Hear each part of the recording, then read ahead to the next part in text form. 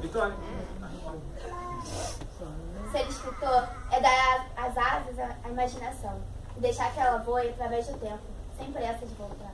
Ser escritor é criar, desfazer, recriar, quantas vezes for necessário, até alcançar o resultado almejado. Ser escritor é ser Deus de sua própria criação, é criar vidas, histórias e destinos. Ser escritor é simplesmente acordar no meio da madrugada só para anotar uma ideia que lhe vem à cabeça.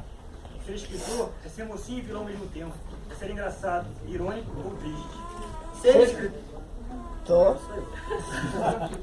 Ser escritor é ficar insatisfeito com o que escreveu, mesmo que o resultado tenha ficado maravilhoso. Ser escritor é ser capaz de arrancar lágrimas e sorrisos daqueles que mergulham em seu mundo fantástico e até mesmo louco. Enfim, ser escritor é ter a delicadeza de tocar uma alma.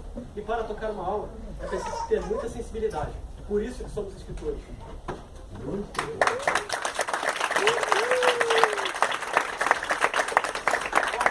certeza, dizer artista prático é a mesma coisa. Vamos. Nós queremos avisar também